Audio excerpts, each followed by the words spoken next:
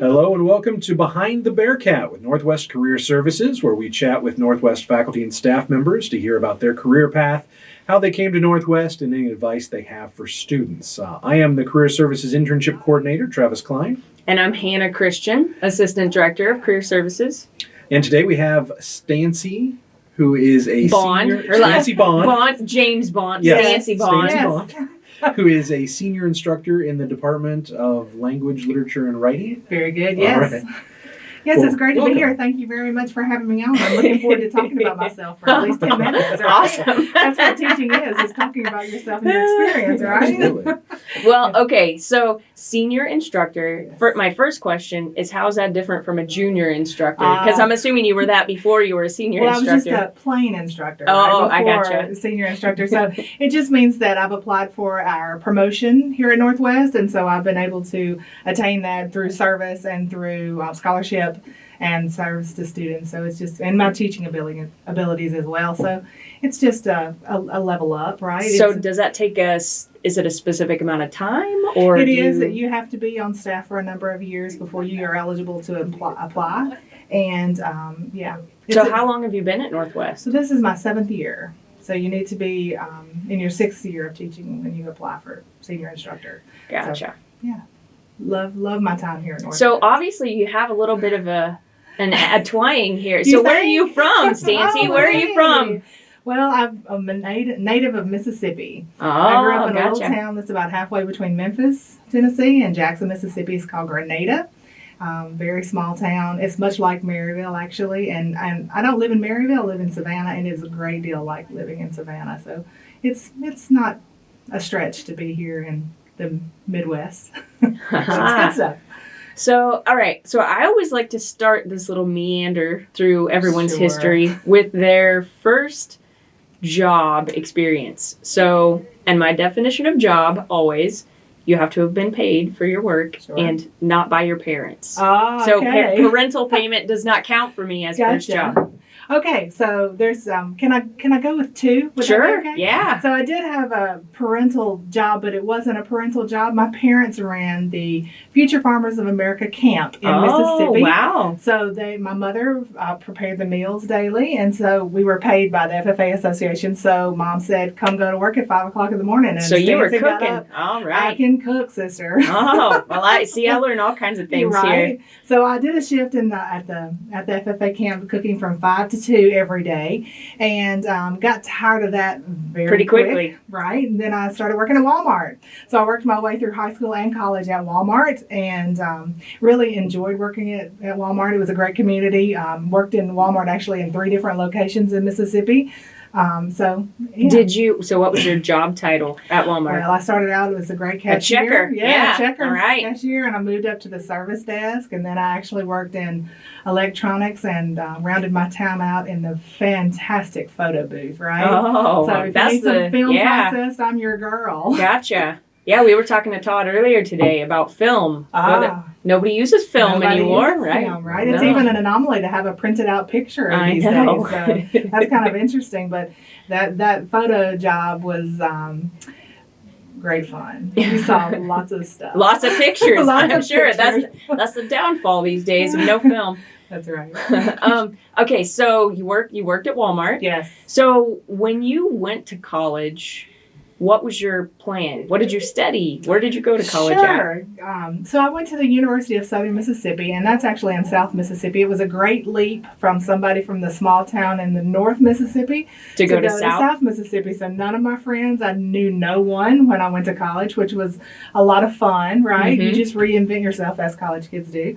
And my major was journalism with an emphasis in public relations. So, that's kind of a basic broad scoped major. I didn't have any definite plans. In fact, when I did an internship actually at this huge advertising agency. They had a division of public relations. And I thought, these people don't have a life. They're working 70 hours a week. Their work is stressed tedious. out. They're Yeah. stressed. They're divorced. They're not happy. Why do I want to do this? That's a good point. Right? You can see the dirty underbelly I of know, those right? those That's jobs, the internships, right? Yeah. Give you that perspective. And so I graduated thinking I don't really want to work in an advertising firm, and I had no idea what to do from there. So did you have like a little crisis there? Because I mean, you're right. Well, yeah. You have this degree, and then you're like, oh, I don't really want to work in this field. Right. So my parents sent me right down to the employment office, right? As they do. They tell you to go do something, and when you're under their roof, you do it. So I went down to the employment office, and Blue Cross Blue Shield of Mississippi was hiring for people who paid and processed claims and had absolutely nothing to do with my degree. Got a job right out of college, though, paying $13,000 a year. All right. That was substantial in 1995, right? So I got a little experience under my belt and got married and thought I was going to actually have to quit Blue Cross, and was fortunate enough to get a position in a 6-person office in their Hattiesburg, Mississippi regional office. And so I was working in the marketing department, which actually was a little bit better fit with my degree. I was able to pull on some of those skills to work in the marketing department and applied for a promotion. My husband and I moved right up to Memphis, Tennessee, but we actually lived in Mississippi. And that kind of has a little bit to do with the rest of my story. My husband quit working while I was promoted to a regional sales representative, and my husband went back to school to get his PhD. So working at Blue Cross for a long time, he graduates. We have a couple kids, right? And he thinks, oh, let's move. I thought, well, okay, let's move. So we moved to Little Rock for 2 years for his job, where he was working at the University of Arkansas in Little Rock. And that was just not a good fit. You know, you find a job that pays the bills, but is not necessarily a great fit for you. And so during that time, I went back to school and got another undergraduate degree in English, which I've always had a passion for. In fact, I had a minor in English at Southern Miss. So he started the job search again, and this little other local college in St. Joseph, Missouri, popped up on our radar, and he's a big believer in signs. So he goes to his interview, and there's on campus at Missouri Western is this building called the Kit Bond Incubator, and our son's name is Kit Bond. As crazy as it sounds, that was his sign. He said we needed to be here. So we moved, and we decided to live in Savannah. It's a little bit of a commute for him, but I wanted to go back to school and get a graduate degree, and that was when I was first introduced to the fabulousness that is Maryville and Northwest Missouri State.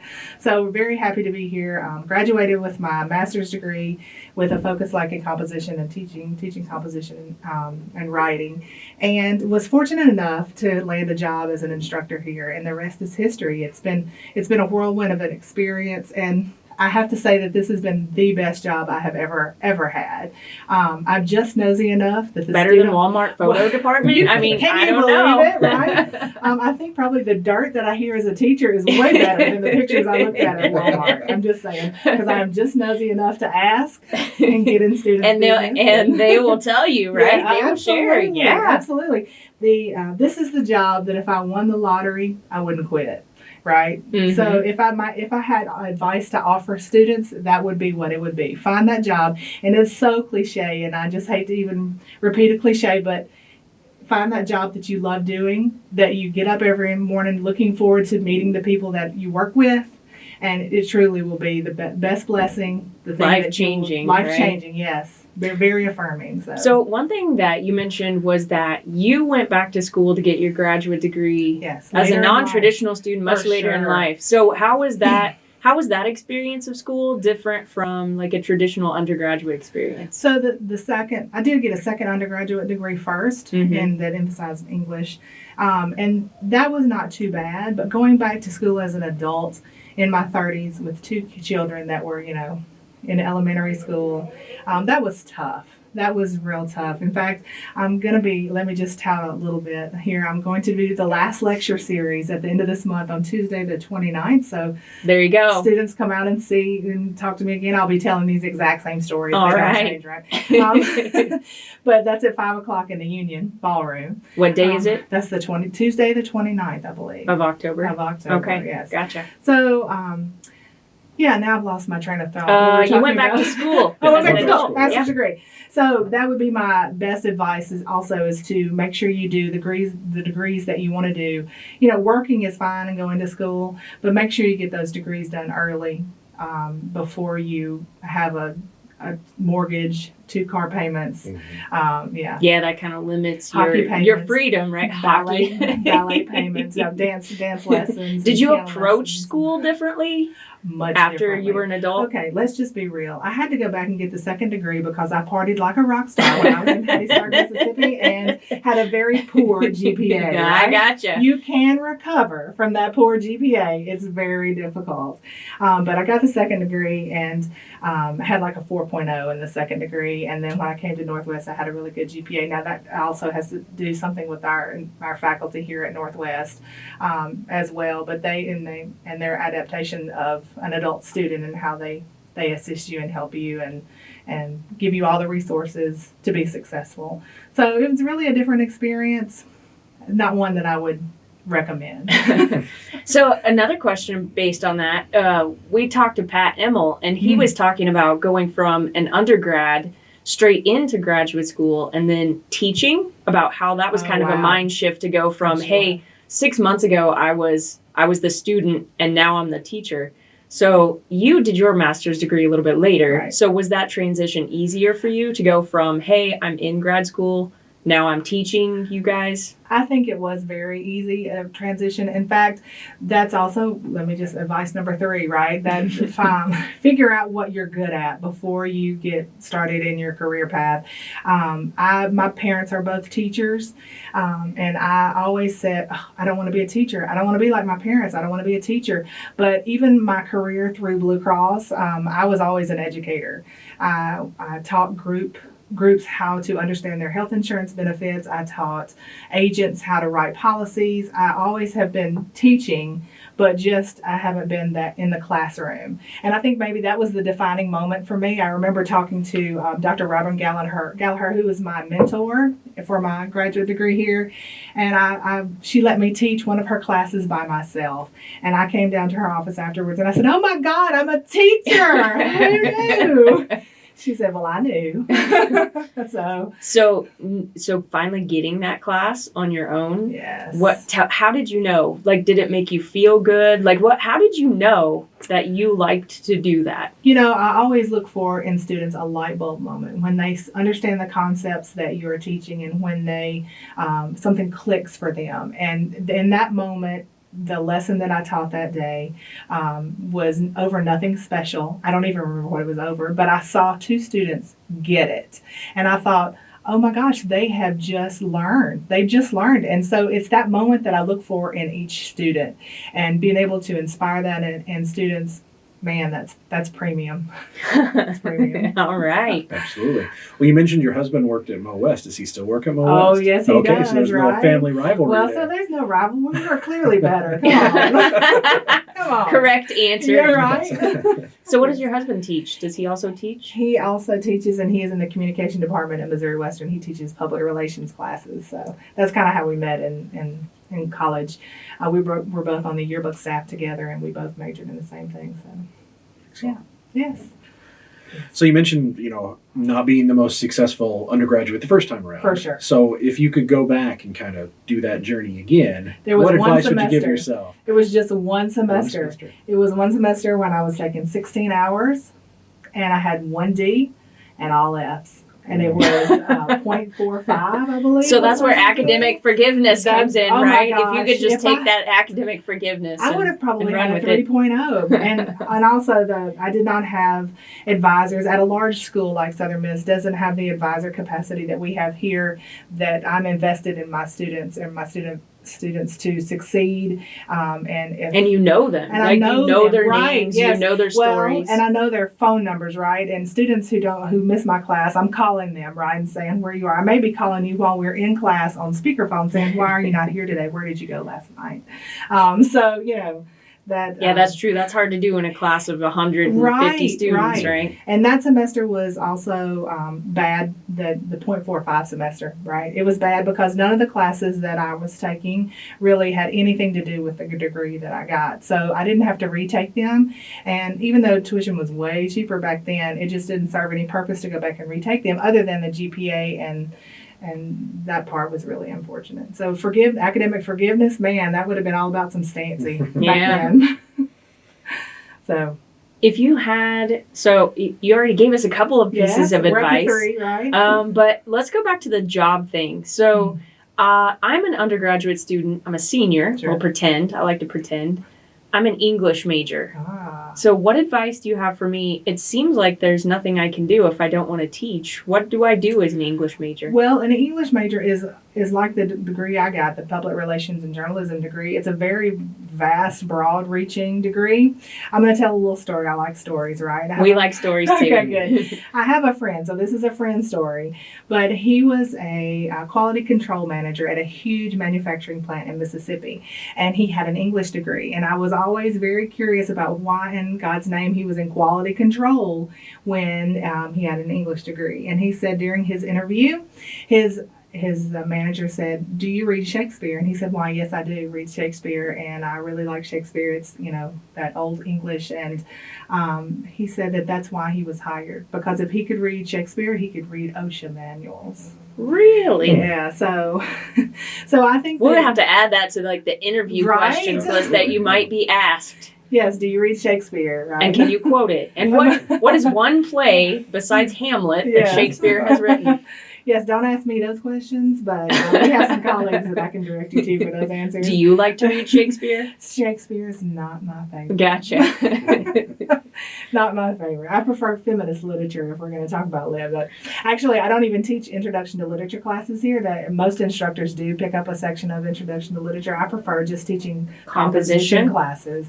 I love my freshmen. I love everything that there is about writing. There's so many different facets to writing. You can go creative writing. You can go to expository writing. I mean, there's just so many different ways to write.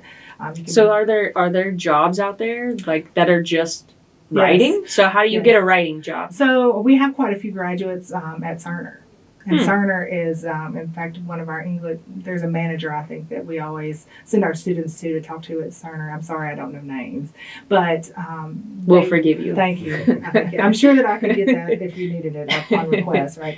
But there are proofreading jobs. And, of course, Cerner, I believe, is into manuals, and so that's a part of the things technical writing portion. And so if you read Shakespeare and you can technically write and you can know grammar, I think they even do give a grammar test to their interviewees. So, wow.